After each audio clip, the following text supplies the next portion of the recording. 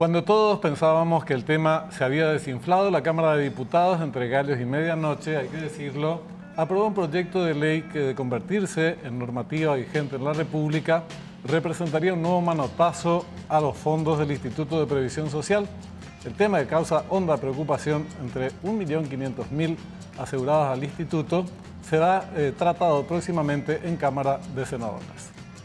Este proyecto peligroso impactará en el presupuesto de salud de la previsional y pondrá en riesgo también los fondos jubilatorios. Pero no todo es tan oscuro como aparece en el horizonte. Hay voces que claman rechazar este intento de rapiña.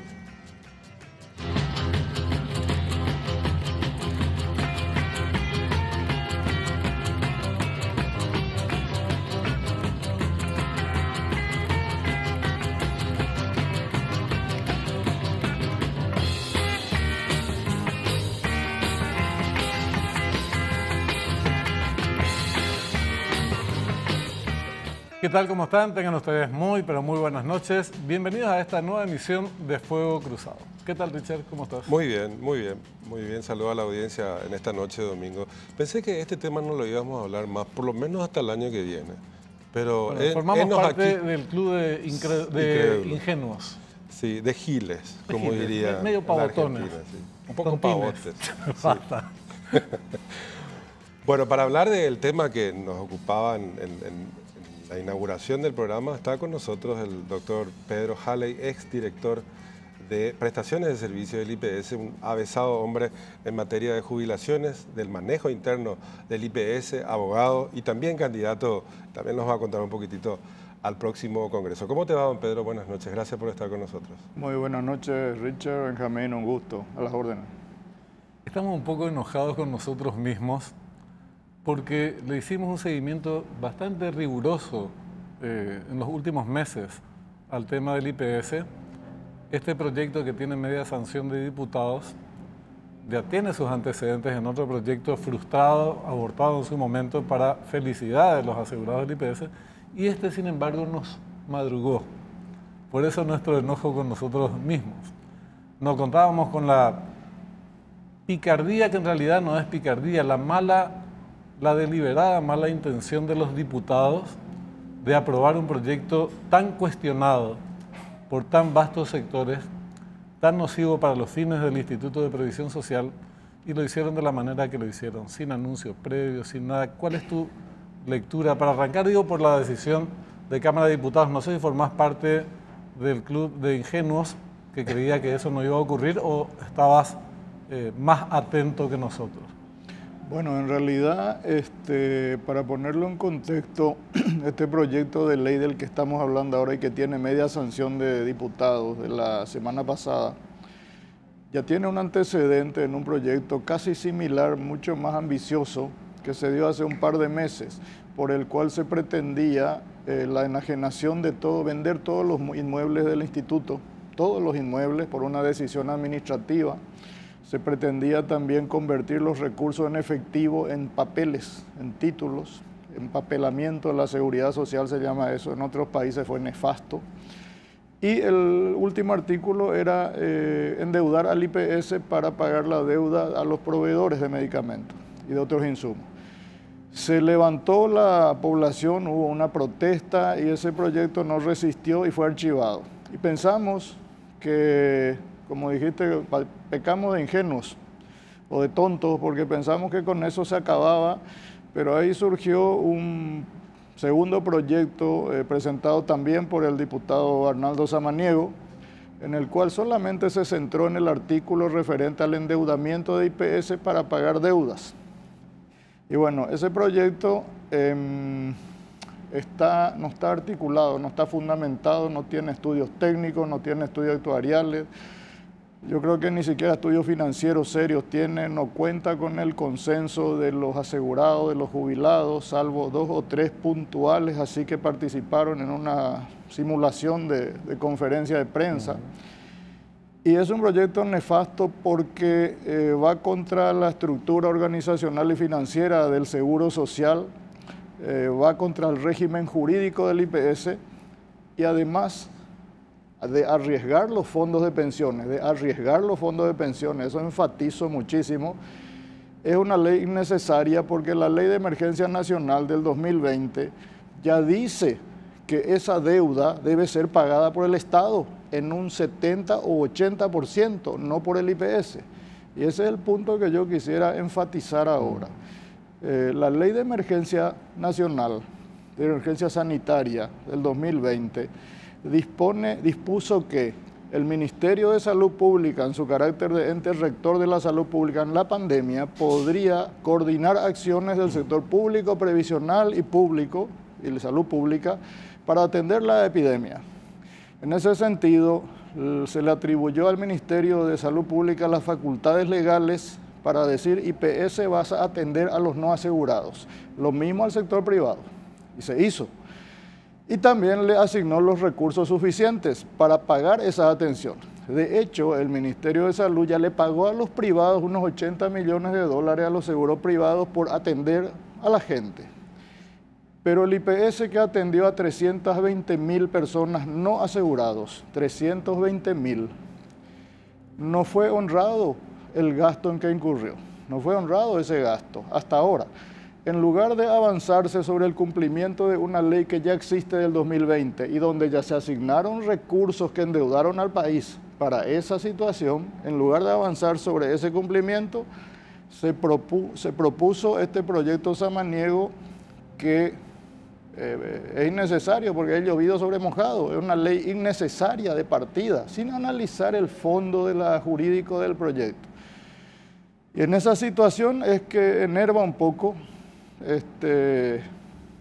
como parafraseando a alguien, nos durmieron, no contábamos con la astucia de esa gente, dicho irónicamente, bueno, y sacaron un proyecto que logró media sanción en un proceso legislativo irregular, porque se trató en una sesión extraordinaria. Sí, claro. Y las sesiones extraordinarias tienen cierta rigurosidad, cierto protocolo que cumplir. Puede convocarse, pero el tema del día tiene que anticiparse con 12 horas por lo menos a los convocados, a los diputados.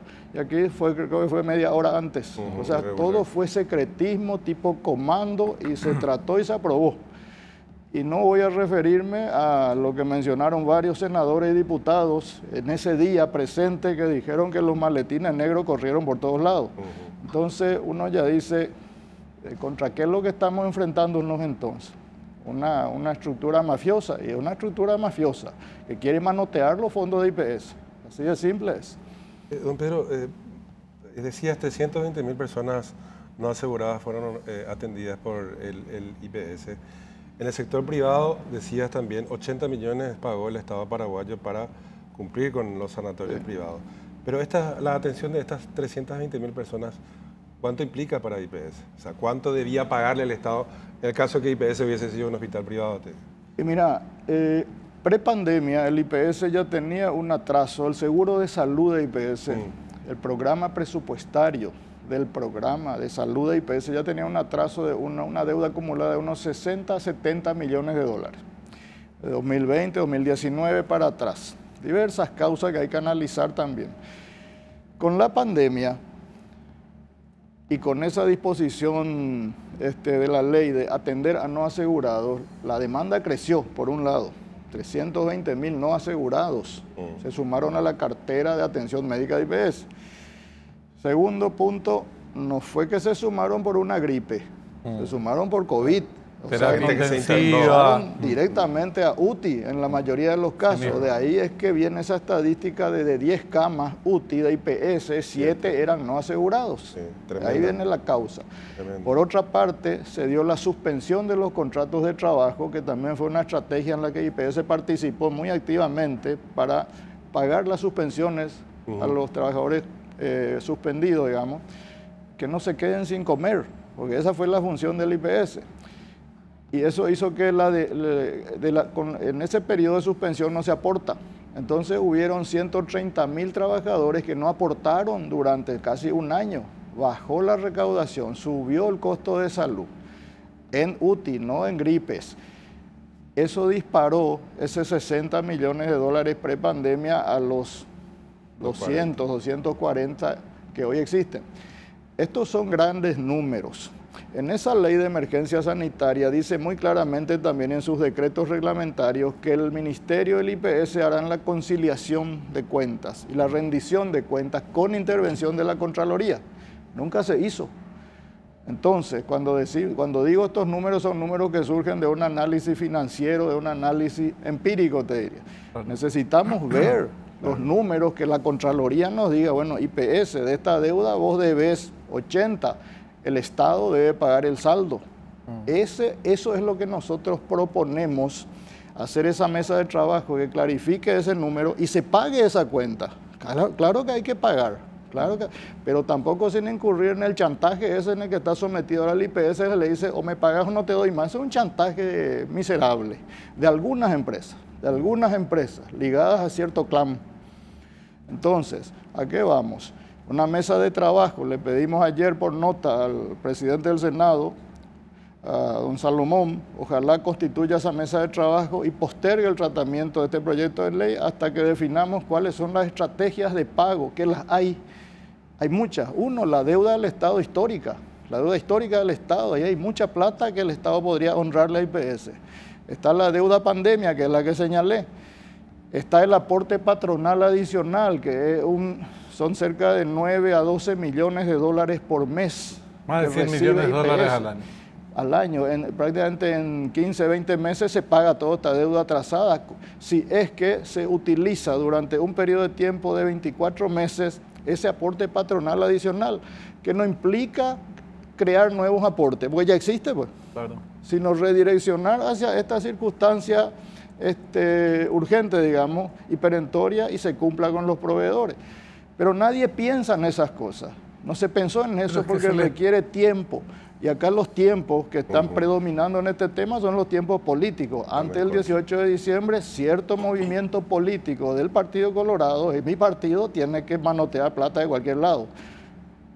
Ese es el fondo de la cuestión. Ahora, Pedro, ya hace varias semanas, meses inclusive, cuando empezó la discusión sobre la deuda que había que pagar y compañía, y se anunció el primer proyecto de Samaniego, ya se empezó a hablar de estas alternativas de pago. Sí. No con esta precisión de la ley de emergencia, que para mí fue novedoso, y no sé por qué no tendría que haber sido novedoso, tendríamos que haber interpretado rápidamente que el IPS formaba parte de las generales de la ley. Correcto. Y que tenía que haberse beneficiado inmediatamente con el pago de esa cuestión.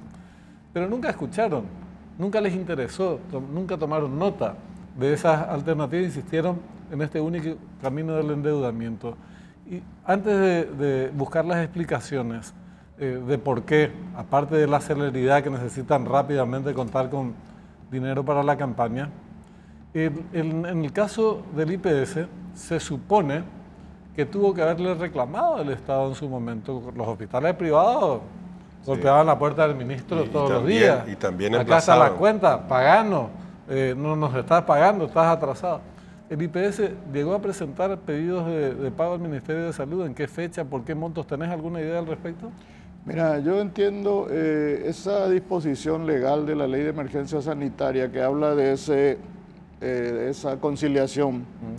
Luego fue reglamentada por dos decretos del Poder Ejecutivo, donde ya establecen el mecanismo administrativo de cuantificación y de pago. Eso ya está establecido.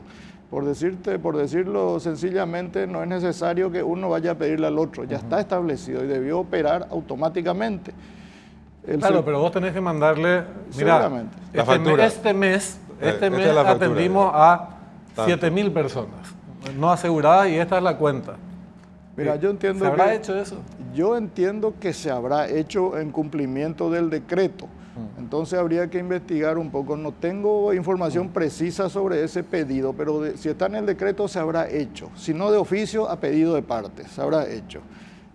¿Por qué no se avanzó en esa línea y se prefirió avanzar por una línea de la perentoriedad, del chantaje político, empresarial? Eso ya es una cuestión que la gente tiene que analizar y todos ya sabemos por qué. Don Pedro, ¿cómo es la estructura del IPS? Porque mucha gente no entiende el concepto de el presupuesto de salud, los fondos jubilatorios, IPS como entidad financiera. Te pregunto esto porque la trampita de la sesión de diputados el otro día donde se aprueba endeudar al IPS señala que se incluye taxativamente no tocar los fondos jubilatorios.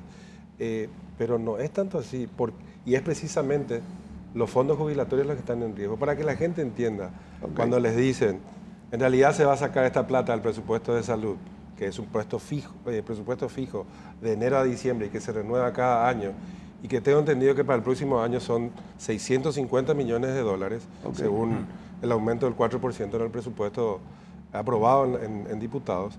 Estamos hablando de mucha plata. Si podés contarnos un poco a la audiencia para que entiendas. Sí, es muy importante contextualizar un poco la organización financiera jurídica del IPS para entender cómo viene este tema. El IPS, que sabemos data de 1950, se origina fundamentalmente como un programita jubilatorio para el sector dependiente. Ya existía pues la caja fiscal de los funcionarios públicos. En 1943-1950 el general Higinio Morínigo, etcétera, crea el IPS como un régimen jubilatorio para el sector privado, el trabajador dependiente. Y dice, vamos a agregarle también un seguro de salud, ya que estamos. Y surge un pequeño seguro de salud como un aditamento al programa jubilatorio 1950. Ese seguro de salud se desarrolla y es tan exitoso que hoy en día es más complejo y da más respuesta que la propia salud pública. Se desarrolló de una manera extraordinaria. Es verdad. Inclusive que ya supera su propia capacidad de gestión, porque en términos nominales el seguro de salud IPS da todo. Desde la jeringuita hasta la oncológica de 40 millones, da todo. Ok, cuando se crea esa estructura se dice el seguro de jubilaciones va a recibir de los aportes de los trabajadores y empleadores el 54% de todo lo que entra, de todo el dinero que entra. Y el seguro de salud, 39%. Y se entendió más que suficiente, y 7% para gestión y administración. Cuando se destinó 54 millones de dólares al seguro de pensión, al fondo de pensiones, se hizo sabiendo bien que es un fondo que administra obligaciones presentes y futuras, porque paga mi jubilación, la tuya, la de tu hijo y la de tu nieto. Esa es la mecánica de un fondo de pensiones de capitalización colectiva llamado reparto solidario. Y el seguro de salud no es un fondo, es un presupuesto anual, porque la atención es ya, por eso se llama beneficio de corto plazo, prestaciones de corto plazo, es ya. Yo no puedo prever atenderte dentro de 10 años, yo tengo que atenderte hoy, es inmediatismo. Y bueno, y se le asigna 39%, con eso bastaba para las expectativas. 1950, lo mejor de 200.000 asegurados, de una medicina bastante simple, por decirlo así, donde lo más sofisticado en términos de farmacológico a lo mejor era la penicilina, donde el aparato más sofisticado era un rayo X. Pero hoy, ¿qué tenés hoy? Tenés el mismo presupuesto, la misma asignación de aporte, 39%, pero tenés 1,5 millones asegurados, demandantes y críticos. Tenés una aparatología médica de la gran 7, valga la palabreja. Medicamentos muy caros. Carísima, de mantenimiento carísimo. Y tenés una farmacología, un vademecum, le dicen los que saben, de cerca de 500 ítems, entre los cuales hay drogas que te salen, si no tenés IPS, socorro, tenés que vender la casa, el auto, todo lo que tenés. Bueno, esa estructura financiera 1950 hay que analizar para ver si da abasto con la demanda que hoy existe en ese contexto de encarecimiento de la medicina. A eso agregarle que hay situaciones biodemográficas que se fueron dando desde entonces a hoy. ¿A qué me refiero? Los jubilados salen a los 60 años. En 1950-60 la expectativa de vida de un jubilado era 5 años. Vivía hasta los 65, con suerte. Realmente cuando se creó IPS la expectativa de vida era 58 años de edad. Y la jubilación era a los 60. Picardía del legislador. Aportás mucho y cobras Nunca poco. ibas a cobrar. Okay. Pero esa expectativa de vida se fue extendiendo. Hoy está cerca de los 80 años. Entonces, ¿a qué me refiero? Que la medicina más cara de todas, la geriátrica, también creció de una manera exponencial ¿Por qué? Porque cada vez somos más los jubilados y cada vez vivimos más y requerimos más atención médica, el famoso envejecimiento poblacional, que es un fenómeno global que va a impactar sobre toda la economía. Entonces, ese 39% ya quedó corto. Agregarle a eso la corrupción, la mala gestión, la ineficiencia, agregarle los candados al laboratorio de producción de IPS para que no active, y muchas otras coyunturas pequeñas se fueron dando. En ese escenario, donde el agente financiero es el fondo de jubilaciones, porque en la ley de IPS el fondo de jubilación es el que puede invertir, es el que tiene entidad jurídica, capacidad de derecho para comprar propiedades, para invertir dinero, para construir hoteles, para hacer negocios, porque tiene que rentabilizar el aporte de tal manera a cubrir tus obligaciones hasta que te mueras. Y cuando te mueras, de tu viuda. Okay. Pero el programa de salud no tiene reservas, se ejecuta de enero a diciembre, y si hay alguna deudita flotante, es creo que hasta el 10% del presupuesto, y por 1 o 2 meses tiene que cerrar por disposiciones de la administración financiera, creo que en febrero o marzo ya cierra. No se puede endeudar por 20 años, como propone este proyecto de ley. Ahí hay un absurdo estructural de partida.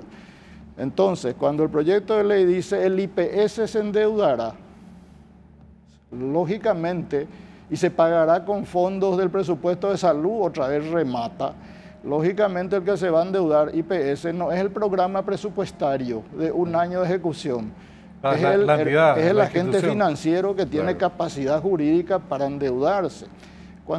Si esta ley sale, ¿qué va a ocurrir de hecho? De hecho, que el IPS con la ley se va a ir a un banco, BNF, un pool de banco o la banca internacional, y le va a llevar la ley y le va a decir, quiero fondear este fondo fiduciario con 240 millones de dólares para cumplir con la ley y pagarle a los amigos proveedores. Y el banco le va a decir, ok, te doy, vamos a fondear. Primero le va a dar su propia plata, porque esa plata que está en el sistema bancario es de IPS, sí. No es luego mayormente, digamos, de IPS. Segundo, ¿qué banco pico contra la firma del buenazo de Bataglia se va a ir a darte 242 millones de dólares? ¿Y la garantía? ¿Y quién da garantías en la estructura financiera del IPS? ¿Se puede garantizar una operación de ese monto sobre una ficción, un presupuesto de aquí a 20 años que no sabemos si va a existir? Nadie te da una garantía contra algo ficticio. Garantías reales. ¿Y cuáles son esas garantías reales? El dinero que está en el fondo de jubilaciones, los CDA, los títulos de valor, el efectivo. Esa va a ser la garantía. Y ahí, en ese momento, se perfecciona la inconstitucionalidad, prevista en el artículo 95, que dice que los fondos de pensiones no pueden utilizarse, y en el contexto general, ni arriesgarse en nada que no sea pagar jubilaciones. Clarísimo. Esa es la figura. Clarísimo. Ahora, toda la explicación que nos da de cómo se fue histórica, se fueron integrando los presupuestos, cómo se distribuyó y cómo fue cambiando con el tiempo, que explica el endeudamiento del IPS, lo explica hasta la pandemia. Sí. 60, 70 millones, el Fondo de Salud tenía más gastos. Claro, tenía que responder a exigencias mayores y cosas por el estilo. Pero de la pandemia en adelante, el Estado cumple un papel activo en el endeudamiento o sobreendeudamiento del IPS.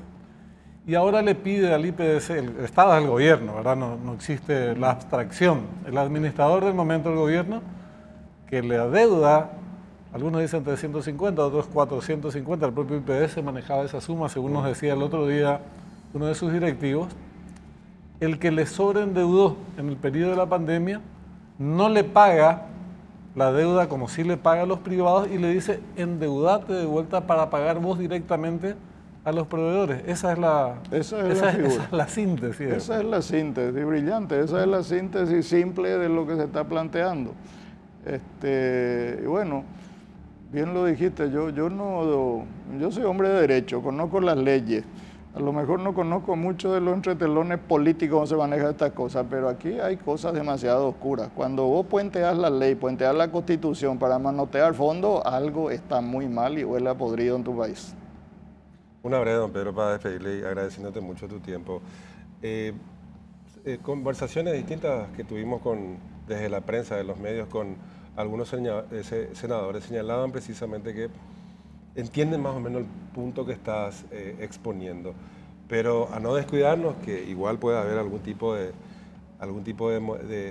movida que haga aprobar también en el Senado. Por de pronto no hay, y por lo menos esa es la apertura que vieron ustedes con algunos senadores en el lobby que hasta ahora, por cierto, no les reciben, pero hay como que ciertas condiciones como para que se rechace este proyecto.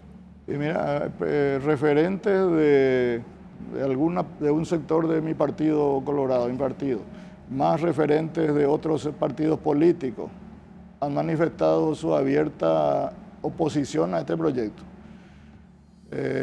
Pero yo como ciudadano no confío ni en mi sombra.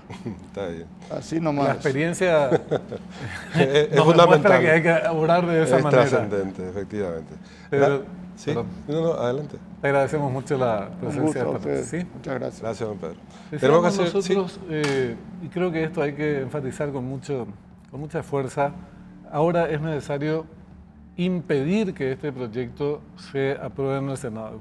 Es decir, lograr que se rechace in limine, como dicen, en el caso cuando se trata de una acción de inconstitucionalidad. Pero está la otra discusión, porque después habrá un tercer intento, un cuarto, un quinto, distintas naturalezas, la experiencia lo atestigua. Siempre los cuervos están revoloteando encima del IPS a ver qué picotazo pueden darlo. Y hablando de cuervos, podemos hablar de las garras, que es el problema, que están incrustadas, las garras del poder político están incrustadas en el cuerpo del IPS. Y esa es una de las discusiones principales por delante. Hay que extraer, extirpar esas garras políticas incrustadas en el cuerpo del IPS para que sus dueños, sus verdaderos, legítimos dueños, propietarios, empleados y empleadores tomen las riendas de la institución. No se resuelven todos los problemas, se pueden equivocar, pero por lo menos se equivocan los dueños. Hoy aparece un paracaidista, es lo mismo que usted tenga una empresa y el vecino le defina quién va a ser el presidente de la empresa y cómo lo va a administrar. No va a aceptar eso. Y es eso lo que está haciendo el Estado paraguayo desde hace mucho tiempo. Y bueno, muchos sacan enormes beneficios como los que pretenden obtener los gobernantes en este momento. Por eso es una discusión imperiosa. Y no es casual que distintos actores políticos traten de obviar esta discusión, que es entregar los recursos o la administración de una institución como el IPS a sus dueños. Es una cuestión muy elemental que, sin embargo, para algunos no solamente no les conviene entender que así sea. Bueno, con esto hacemos la primera pausa. Ya volvemos.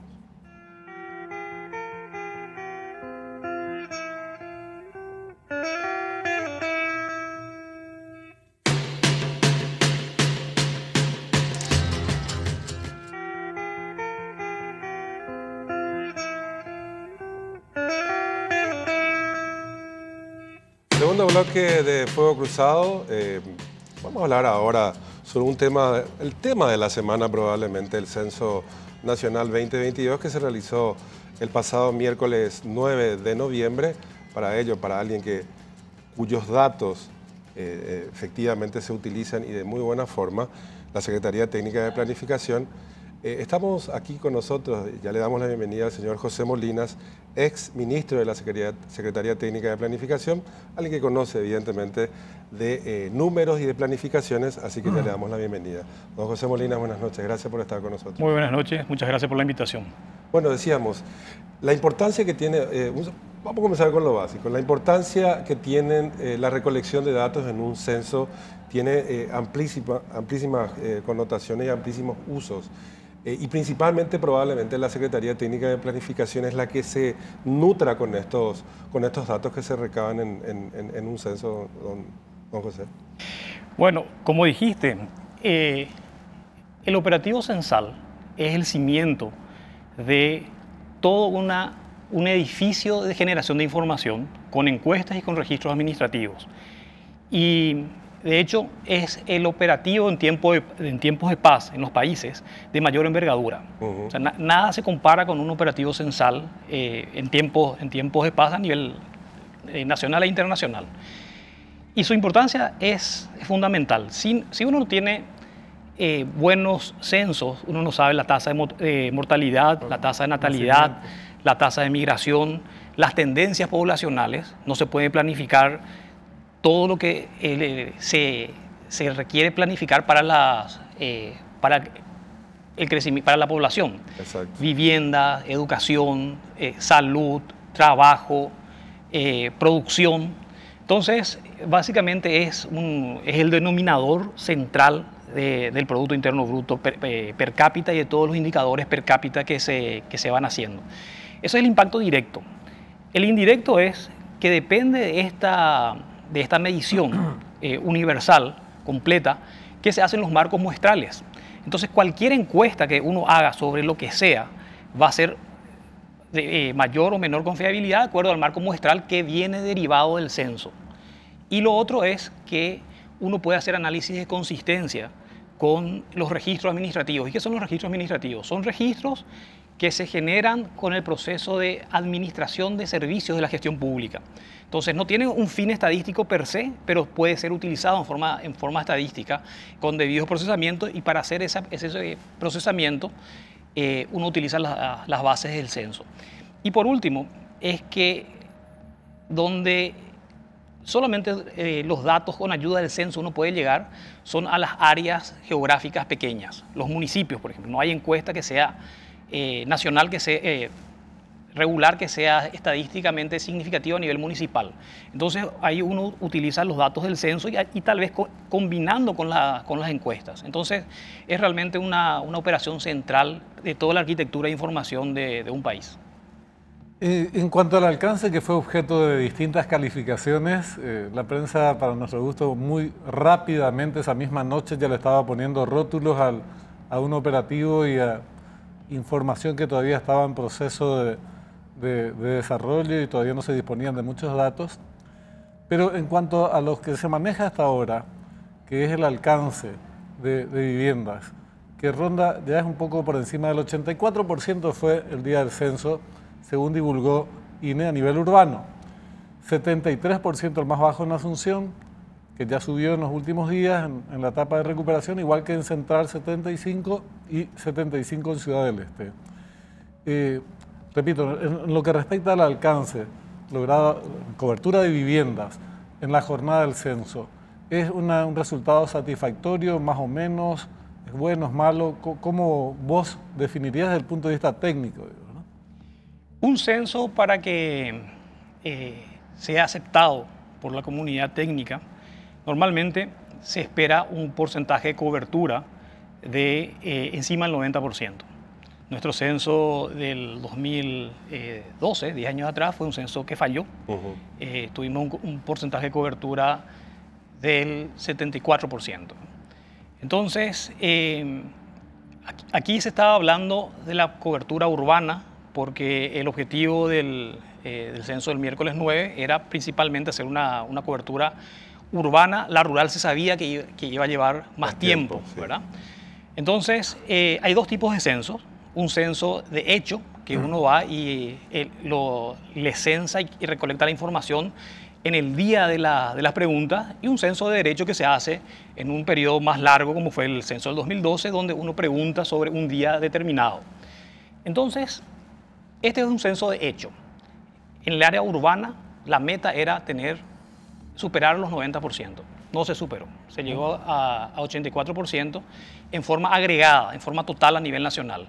Si miramos por departamentos y por Asunción, de 18 unidades, en 12 unidades se superó el 90%. Inclusive en Itapúa se llegó al 99,9%. Sí, correcto. Y en 6 unidades departamentales, las más numerosas, Central, Asunción y Alto Paraná, no se llegó al 80%, entonces en promedio se está en 84%.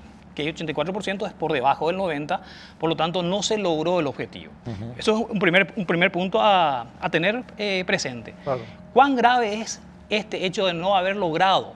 Bueno, todavía no es muy grave, porque es como cuando uno está tomando un examen, tomas el examen de diciembre, no pasaste, te preparás y te vas a febrero, ¿verdad? Sí. Y después pasás el curso. Entonces, en diciembre nosotros no pasamos, en noviembre no pasamos. Esperemos que pasar en la siguiente oportunidad, ¿verdad? Y eso... Esa sería la etapa de recuperación. La etapa de recuperación. Febrero sería la etapa recuperación. de recuperación urbana, porque a nivel rural Ahora, 2 semanas. estaba pensado que iba a llevar más tiempo. Y este elemento de recuperación debería ser un desafío y una priorización de toda la población, porque el censo es un bien público. El censo no le beneficia solamente al INE, no le beneficia solamente a esta administración, sino le beneficia a todo el país. Sector público para las políticas públicas, comunidad académica para la investigación, básicamente, y inclusive el sector comercial para los estudios de mercado y para los marcos muestrales que se tienen que hacer. Entonces es un bien público que nos beneficia a todos y deberíamos concentrarnos en colaborar, como creo que la gente lo está haciendo. O sea, está llamando, está reportando, y ojalá en los próximos días se haga este proceso de recuperación muy efectiva y superemos el 90% y nos acerquemos inclusive a los niveles que se logró en Itapúa, ¿verdad? El 99,9%, y tengamos una base censal confiable para mejores políticas públicas en el país. Esto de haberse quedado, digamos, a 1 o 2 puntitos de pasar el examen de diciembre y no recurrir a la etapa de recuperación o de febrero, como serían los colegios, es una cuestión más, hasta si se quiere, el humor de la gente. A nivel técnico, así como lo estás diciendo, José, no es tan grave, porque como bien señalabas, No es una catástrofe. no es una como dicen catástrofe algunos. como dicen algunos periodistas. Vi en otras emisoras que decían que esto realmente fue gravísimo. Incluso hay un pedido de interpelación al titular del INE. O sea, como que también entendemos el sentir de la gente, y yo creo que, y voy a estar 100% de acuerdo, hubo una decepción ese 9 de noviembre. Decepción porque no se llegó. Se quedaron 208.000 viviendas sin censar, que aproximadamente serían 1.200.000 personas aproximadamente. 1 de cada 7 paraguayos no fue encuestado, ¿verdad? El resto, sacando números rápidos. Pero me llama mucho la atención la respuesta que hubo a nivel político, que no es evidentemente un análisis técnico, que es lo que vos nos estás diciendo ahora. No es tan grave, se puede recuperar. Se puede recuperar, eso indudablemente. Ahora, un operativo censal es un operativo técnico y político en el sentido de políticas públicas. Claro. ¿Verdad? Entonces, en cualquier política pública hay que ser y parecer, ¿verdad? Entonces, porque se maneja y se trabaja con la expectativa de la gente. Y ahí ustedes, como comunicadores, cumplen un papel fundamental también para comunicar la importancia del bien público que es el censo. Si se genera un mal humor generalizado y la gente no colabora, vamos a tener un censo de menor calidad del que podríamos tener si la gente continúa colaborando, porque el miércoles 9 se ha quedado en sus casas, ha colaborado, y ahora se le pide un esfuerzo adicional que vuelva a esperarle al censista, y ojalá que lo hagan, ¿verdad? Entonces, no es la situación ideal, Claro. porque la situación ideal es... Que se le quede casi todo el 9. miércoles. que se hubiera hecho todo el miércoles. Bueno, pero es un pedido adicional que nos va a beneficiar a todos. Generar ese costo de tiempo de esperarle al censista, que ya habrá reagendado y que va a venir, ¿verdad? Eso por una parte. Por otra parte, el momento en que se hacen los censos en nuestro país, yo creo que en algún momento tenemos que cambiarlo. Porque sabemos que vamos a tener elecciones cada 5 años, y cada 10 años tenemos elecciones en el año que termina con 3.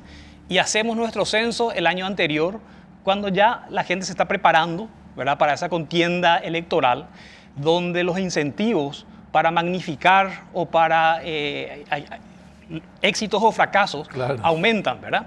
Entonces, no es el mejor momento para hacer un censo, ¿verdad? No es el mejor momento. Nos convendría, uno diría, el 23 no se puede hacer porque la administración empieza en agosto y no tiene tiempo de prepararse. Tal vez el 24 podría ser al final, pero es forzando. Pero ¿por qué no lo llevamos al 25? ¿verdad? Donde todavía se tiene legitimidad, donde... o adelantábamos un año, hacíamos el mitad 2021. del mandato tendría. Bueno, o se adelanta, exacto, pero este hecho de tenerlo en un periodo que sabemos que va a ser un periodo político no es el mejor momento. Y lo otro es también que, ¿por qué hubiera sido lindo lograr el 90% el miércoles? Porque nos quedamos en la casa. Y básicamente eso no es un costo menor, eso sale cerca de $100 millones, ¿verdad? Básicamente de un PIB aproximadamente 40.000 millones, dividido 365, para hacer un cálculo muy rápido, está más o menos $100 millones, que es un costo absolutamente significativo, ¿verdad? Y que la gente aportó este esfuerzo y hubiera sido lindo tener la recompensa de que ese día y punto, ¿verdad? Después ya a otra cosa y volvemos a nuestra actividad laboral, ¿verdad? Claro, que la etapa de recuperación sea para casos excepcionales. Exacto. Gente que estaba enferma, que tuvo que viajar, en fin. Cuestiones extraordinarias, ¿no? Porque no fue el censista y la gente estaba esperando. ¿Qué es lo que detonó el malestar social de esa gente que nos recibió la visita y sobre la que se montaron estas consideraciones políticas en este escenario que, bueno, no es el mejor efectivamente para una tarea de esta naturaleza de tanta importancia? Nosotros, por ejemplo, experimentamos, vinimos apoyando con mucha fuerza el censo y después, aún con críticas porque no se alcanzaron los objetivos, pero ya casi en solitario, después del miércoles, porque la insistencia era en la denuncia y restarle legitimidad a una herramienta que va a ser de mucha importancia para todos los paraguayos. Entonces el asunto es cómo reorientar la cuestión para que sea lo más exitoso posible. Probablemente supere el 90% a juzgar por los primeros resultados en Capital, que están avanzando bastante rápido. Pero darle credibilidad a una herramienta que va a ser muy útil. Desde tu punto de vista, ¿qué pudo haber fallado para que tantos censistas se hayan ausentado, particularmente en estas zonas, precisamente Asunción Central, Alto Paraná? ¿Y por qué todavía no incorporamos tecnología? Por lo menos de manera parcial, ¿verdad? Para hacer de manera parcial, con antelación, posibilidades de que la gente ya responda la encuesta, la consulta, y no necesariamente el 100% del universo a nivel urbano descargarlo en un solo día. Perfecto. Tus dos preguntas son muy interesantes, Benjamín. Yo creo que el elemento de gestión de la política pública dentro del censo tiene un componente comunicacional que es central. Y los destinatarios, la audiencia de este proceso de comunicación, podemos dividirlo muy rápidamente en dos. Uno son las personas que van a ser censadas, que tienen que acompañar el proceso, que a mí me parece que estuvo bien, ¿verdad? La gente se quedó, no hubo mayores... y el otro elemento, sobre todo cuando es un censo masivo, en un solo día de hecho, que tuvimos suerte que no vino ninguna tormenta, ¿verdad? Que tuvimos un lindo día, porque si venía la tormenta, con esos raudales tenía que salir el censista mojado, esquivando rayos, esquivando raudales, ¿verdad? No se dio eso, pero hay que mantenerlo motivado. Evidentemente no estuvieron lo suficientemente motivados. La motivación puede ser monetaria como puede ser no monetaria. Entonces vieron que era una responsabilidad opcional, por eso no se presentaron. Quiere decir que no estuvieron lo suficientemente motivados y tal vez el monto monetario, que es básicamente un jornal mínimo, no fue lo suficiente como para generar este esfuerzo en lo que aparentemente era un feriado adicional. Lo que uno se pregunta es por qué no se le involucraron a los maestros, a los del sector público, los funcionarios públicos que no iban a ir a trabajar, que son servidores públicos y que se podría tal vez motivarlos mejor como servicio público antes que depender solamente en jóvenes, ¿verdad? Queda esto como una pregunta que seguramente se va a analizar después como lección aprendida para el futuro. ¿Por qué no se utiliza tecnología? Mencioné que hay dos tipos de censo. El censo de hecho, que fue lo que se hizo ahora, este año, el miércoles pasado, y el censo de derecho, que se hizo en el 2012. donde se utilizaba más tecnología, porque era un grupo de 10.000 encuestadores con tablets que se iban en periodo de varios meses a preguntar las condiciones en un día, con un día referencial. Personalmente, a mí me gusta más ese segundo modelo y que no separe el país, lo cual nos ahorramos 100 millones de entrada, no separa el país. Se le capacita mucho mejor a estos enumeradores, como se les llama a los encuestadores, a los censistas, ¿verdad? Se le capacita mucho mejor, se utiliza tecnología y en principio podría ser algo de mayor calidad. Yo creo que eso tenemos que volver a hacer. Lo que pasa es que hicimos hace 10 años y no nos salió bien, por otros motivos. Se intentó hacer así. Se hizo el censo de derecho con encuestadores, con tecnología, con una tablet, en un periodo de 3 meses y tuvimos 77% de cobertura, ¿verdad? Entonces, el que se quema con leche de una vaca y llora, ¿verdad? Entonces, pensar que volver a hacer la misma metodología iba a ser pedirle demasiado y muy riesgosa, ¿verdad? Si llegaba a salir mal, nadie iba a querer asumir este costo. Entonces se tomó con el método tradicional, que es el menos tecnológico, el más costoso, y bueno, yo creo que vamos a llegar al 90%, ¿verdad? Pero lo bueno es que se recolectaron información de las cédulas. A mí me parece una medida muy buena, audaz, pero que nos va a permitir conectar con los registros administrativos y tal vez hacer un conteo poblacional a bajo costo dentro de un quinquenio, como muchos países lo pueden hacer. Y esta información sí se le puede capturar y si se le utiliza en forma estratégica puede ser un gran avance. Don José, en relación al... Se cuestionó mucho, bueno, en realidad la gente ya enojada después del miércoles a la noche, bueno, al día siguiente se quejaba incluso por cuestiones tan...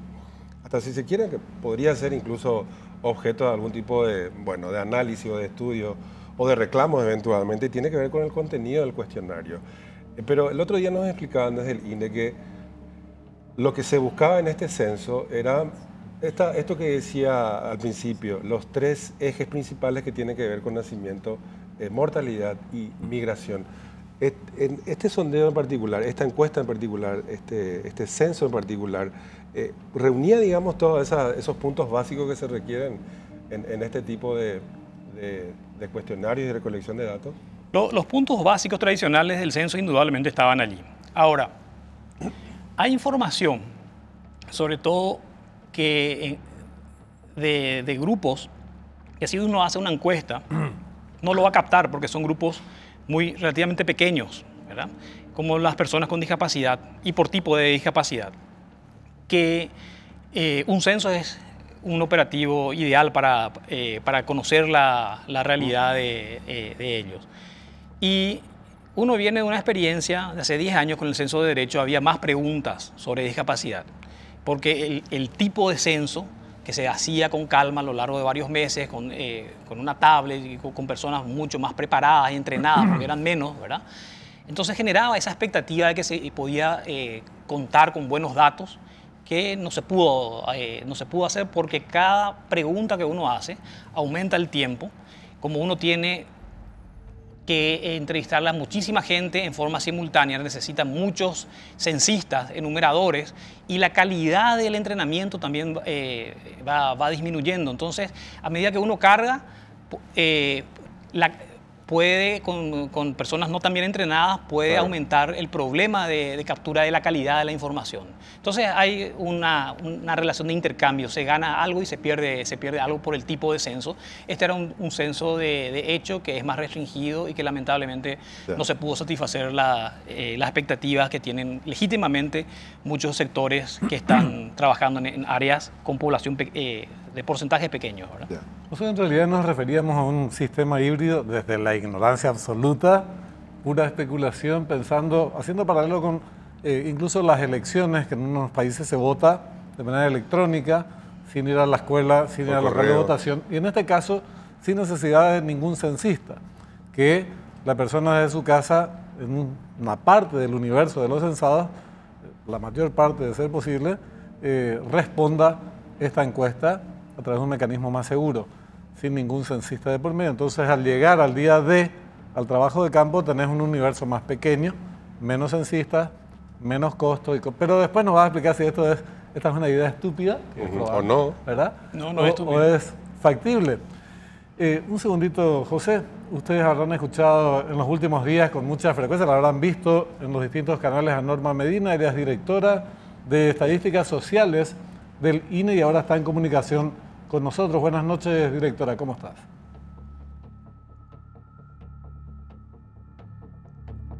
Vamos a ver vamos a recuperar porque el audio. Está probablemente en mudo el audio. Vamos a recuperar porque... Hola, sí. Ahora sí te Ahora escuchamos, sí, Norma. audio. Buenas noches, ¿cómo estás, Norma? Siempre te vimos con muy buen humor, hay que decirlo. Inclusive el miércoles de noche, cuando los rayos caían desde distintas direcciones. Escuchábamos, y esto ya se maneja a nivel periodístico, que la base para calificar el éxito de un censo, el día del censo de trabajo de campo, es cuando éste alcanza el 90% de encuestados, de censados, de viviendas censadas. En nuestro caso, por los problemas en Asunción Central y Alto Paraná, bajó, no se llegó al 90%, pero tampoco estuvo muy lejos, o demasiado lejos, 84%. Este problema en Asunción Central y Alto Paraná, ¿en qué consistió? Obviamente es la ausencia de censistas, pero ¿por qué se produjo este problema? Digo, porque en algún momento habrá que incorporar al balance y a las autocríticas necesarias de manera a prever a futuro que esto no suceda, Norma. Sí, bueno, escuché con interferencias, pero creo haber interpretado la consulta. En primer lugar, un censo, sí, definitivamente dice que ya se habla a nivel de parámetro internacional de que un censo es exitoso cuando supera una cobertura del 90%, pero nadie dice que tiene que superar ese día el 90%, es en primer lugar, ¿verdad? Una vez que termine el operativo, con un proceso de recuperación tiene que superar a ese 90%. Definitivamente es innegable que como se generó esta expectativa y la ciudadanía cumplió, que no hayamos llegado al 15% de la población. Ese 15% es aproximadamente 200.000 viviendas, que multiplicado por 4 en un promedio son 800.000 personas, y con ese número absoluto y efectivamente también con las redes en las manos, con una área tecnológica, genera esta inquietud que es muy válida, así como estaban comentando. Ahora, ¿por qué se dieron? En primer lugar, nosotros ahora desde el área técnica, es como decir, nosotros estamos ocupándonos del problema, y lo bueno para nosotros es que sabemos dónde está el problema. Lo malo es cuando sabemos que hay una subcobertura, pero no sabemos dónde ir para levantar la subcobertura. Y eso es de alguna forma lo que nos había sucedido en otra década, ¿verdad? Y efectivamente lo que hacemos ahora es, sabemos dónde está la subcobertura y estamos atacando esa subcobertura. No podemos hablar, nosotros operativamente en ese sentido nos estamos ocupando, y en términos de las causas, bueno, son varias causas, pero como anticipé, ahora estamos atacando el problema. Entre las varias causas, definitivamente es el riesgo del censo de hecho. Ese es un riesgo que uno conlleva, y tomar decisiones sobre el tipo de censo. Cada censo tiene su costo-beneficio. Haber apostado al censo de derecho tuvo su costo, tuvo su beneficio. Al haber apostado al censo de hecho, tiene también este riesgo. O el tiempo, o voluntariado que no te aparece ese día, e incluso por qué nosotros dejamos de apostar a un censo de hecho con una estructura netamente educativa. En el año 2002, si bien no estábamos dirigiendo nosotros, pero sí estábamos en una etapa del censo donde había una amenaza de huelga a todos nuestros docentes. Entonces ahí una lección aprendida, bueno, no generar una expectativa solo sobre una estructura, generar una masiva concurrencia de voluntad, tipo de características, pero que puedan reunir la calidad como para hacerla. Y bueno, del lado positivo podemos decir el 84% de nuestros voluntarios sí respondieron. Ahora es atacar dónde tenemos que ir para que esa cobertura sea la óptima, y bautizar a nuestro censo como un censo que logró su objetivo y sobre todo que sirva como herramienta de política pública. Es verdad. Norma, a propósito de lo que mencionabas de las coberturas o zonas a cubrir todavía, estabas hablando de 200.000 viviendas. Espero que se escuche la pregunta, porque no quiero que se corte. Por lo siguiente, hay lugares donde no están identificados o donde la gente no llama para denunciar o decir, en mi barrio no llegaron los censistas. ¿Esto es necesario, este procedimiento para... No sé si van a llegar al 100% de la cobertura, pero por lo menos a ese 90% que desean? ¿Va a ser clave esto si no tienen identificada la zona de cobertura, Carmen? Perdón, Norma. Entiendo si tenemos identificadas las zonas donde se Donde no concentra llegaron. la no respuesta, ¿verdad? Sí, donde no llegaron los censistas, exactamente. Sí, si tenemos sectores, no son barrios enteros, porque la gente lógicamente dice, bueno, en mi barrio no censaron, pero es una parte del barrio. Nosotros dividimos el país en 33.000 pedacitos. Y entonces de estos 33.000 pedacitos en zonas urbanas tienen 50 viviendas y en zonas rurales tiene 200 viviendas. Entonces, hay pedacitos dentro de barrios donde no llegamos y esos son los que están identificados. Son cajones, para nosotros un sector es un cajón, hay cajones cerrados aún y esos cajones fuimos los que abrimos ahora para ir a atacar las zonas de su cobertura. Norma, una última... Perdón, adelante. No, y lo que estaba comentando para responder completamente a la consulta es que nosotros al tener las plataformas, las llamadas de reclamos, estamos viendo que más del 80% provienen efectivamente de estas zonas que nosotros sin llamado con llamada íbamos a ir porque están identificadas. Y operativamente les comento que estamos en ese sentido tranquilos porque vamos a solucionar. Sería muy difícil solucionar algo que aleatoriamente se distribuyó en todo el país. Y lo que nos pasó en el 2012, donde ya no sabíamos dónde atacar, porque todas las no respuestas estaban distribuidas en todo el país. Y ahora esto se concentra en Asunción y Central, y tenemos el equipo de recuperación que ya está trabajando en el territorio. Quedan 11 días más o menos para completar las 2 semanas que establece el plazo para la etapa de recuperación. ¿A qué universo total de estas 207.000 viviendas que nos fueron censadas el pasado miércoles pretenden llegar? Con un margen de holgura te pido la respuesta, no la respuesta más jugada, sino la respuesta más conservadora. Del 10 al 24 de noviembre nosotros estamos viendo que si hacemos 20 viviendas por día por censista, sí llegamos a esa cobertura.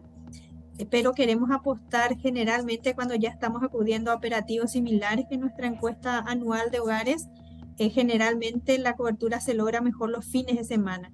Entonces tenemos que apostar que este fin de semana lleguemos a la mayor cobertura posible y ojalá podamos llegar antes. Nuestra contingencia antes del censo, de hecho, era para 15 días posteriores al censo en forma coincidente con el censo rural. Eso es lo que nosotros habíamos apostado antes ya del censo y esperamos cumplir con esa contingencia justamente para cubrir esta subcobertura. Directora, le agradecemos mucho su tiempo, muy amable. Gracias por estar con nosotros esta noche. Gracias a ustedes, muchísimas gracias. Hasta luego. Hasta luego. Muy amable. Norma Medina, directora de Estadísticas Sociales del Instituto Nacional de Estadística, Benjamín.